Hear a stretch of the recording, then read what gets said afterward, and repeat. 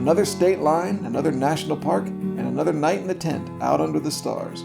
At Guadalupe Mountains National Park in West Texas, our landscape changed yet again, but some things were still the same. When you travel at this pace, every day is a mixture of old and new.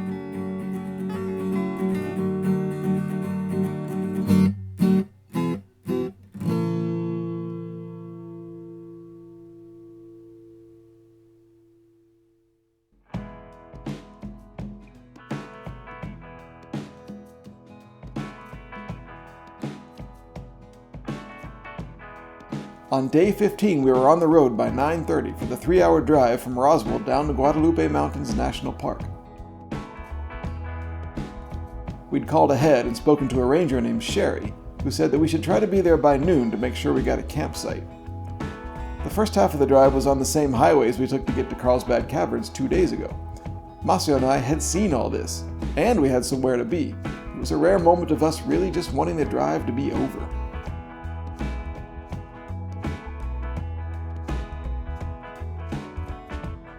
Things got more fun after passing back by Carlsbad Caverns, though. The road here was new to us. There are no gas stations or stores for a long way, and the vast, harsh beauty of Texas was soon to welcome us.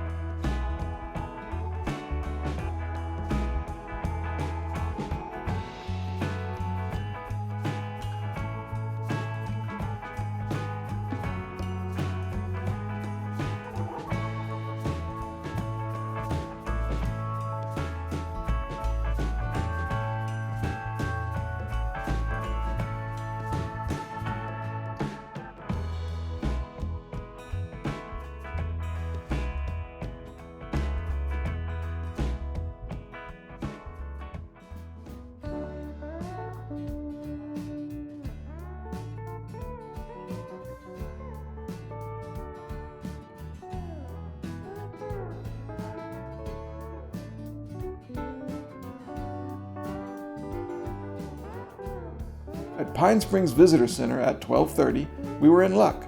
We met Sherry, and she said there were still campsites available for tonight. Another campground full of new, if temporary, friends. Who knows who, or what, we might meet.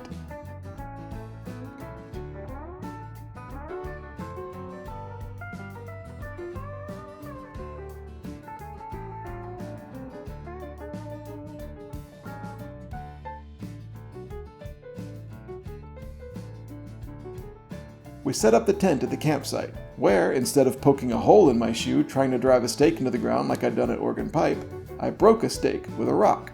So that's progress, I guess.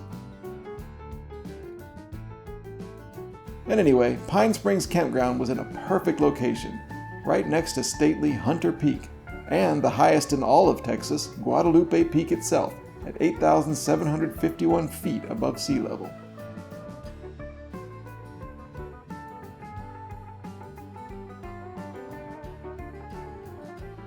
And then the rest of the day was ours. We went to see some of the area's notable attractions. They were mostly on the outskirts of the park boundary. Most of the interior is long hiking trails into the mountains and no roads. But even from the car out here on the periphery, the different vistas were awesome.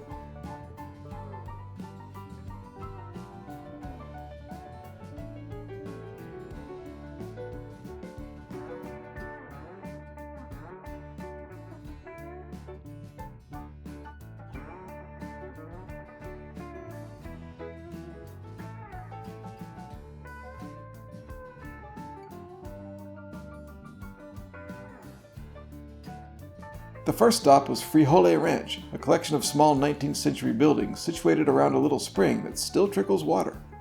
It's now a museum, but it was closed today, so there weren't that many other visitors. Just this guy. I wondered what his story was. And this even more interesting guy.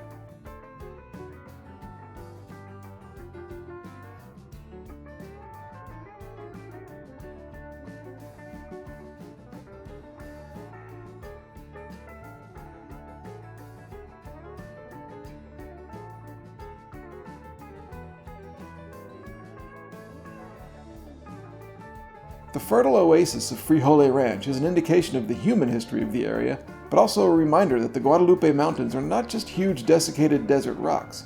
There's water, not only here, but in the mountain's moist, shady canyons. You wouldn't know it by driving by, but life abounds here.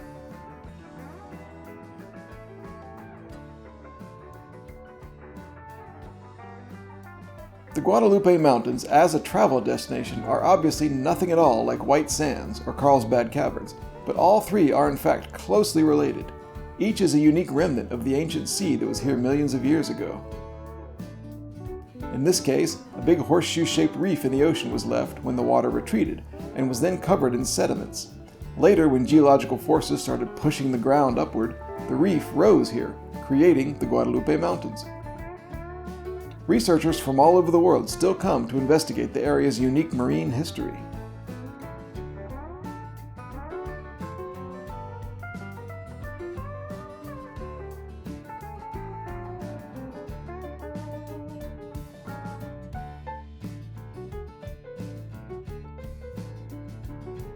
Further down the road, we visited McKittrick Canyon, walking the mile-long nature loop through a hilly field.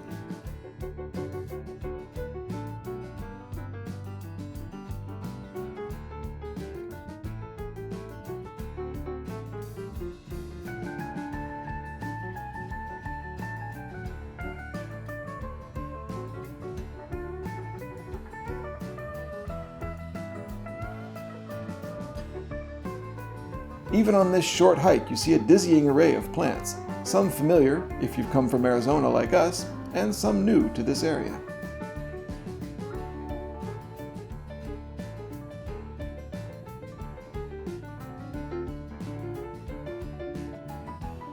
And on these gigantic mutant asparagus-looking New Mexico agave stalks, you might be lucky enough to find some amazing locals hanging out in the sun.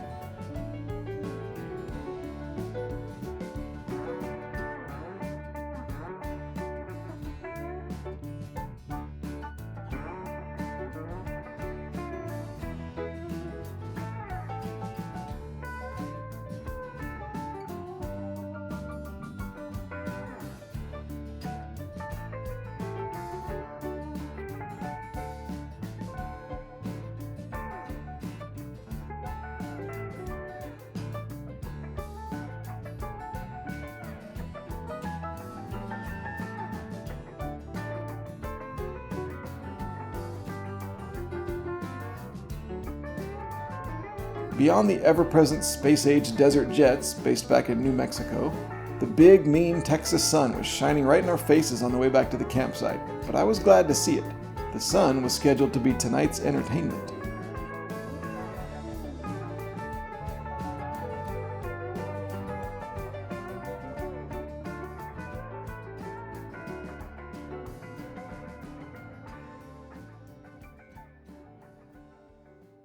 Dinner was some unsatisfying minestrone beside the tent, and it was time to go watch the sunset.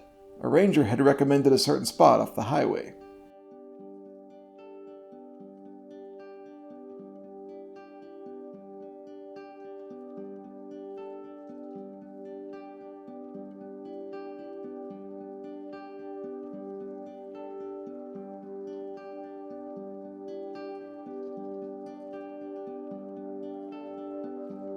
The views on the short drive there were promising, to say the least. It looked like the sky was in the mood for some amazing colors and textures.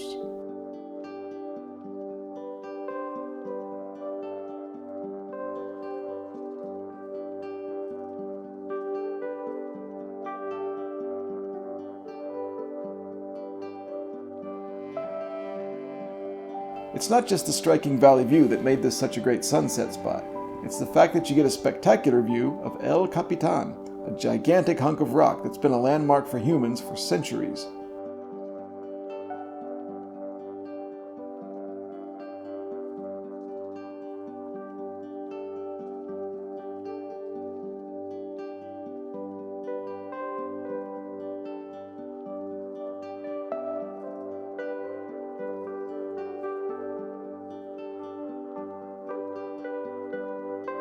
Masayo knitted while I tried to learn what I could as we both waited for the show to start.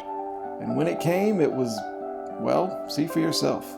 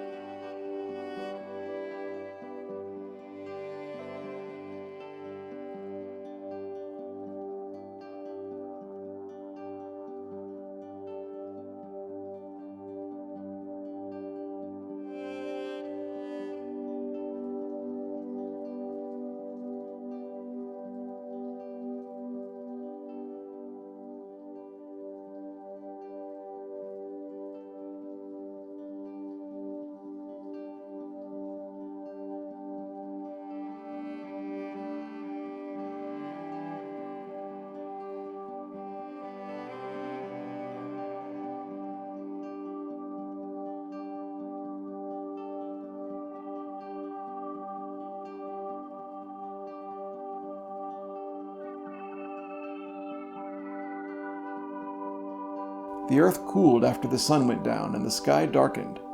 As the last of the silhouettes faded into night, I wondered if there might be another opportunity to catch a star or two. There was, and then some.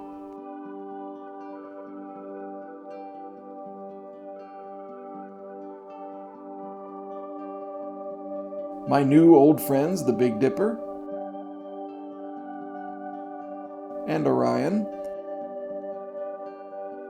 plus my favorite image of the night, the stars spinning around Polaris, the North Star, above Hunter Peak.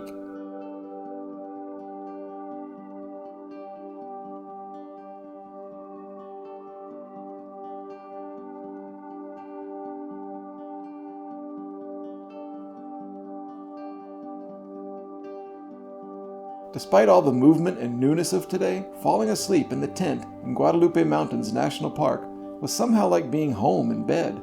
It was familiar and comforting, even though we'd never been here before. It's nature's home away from home.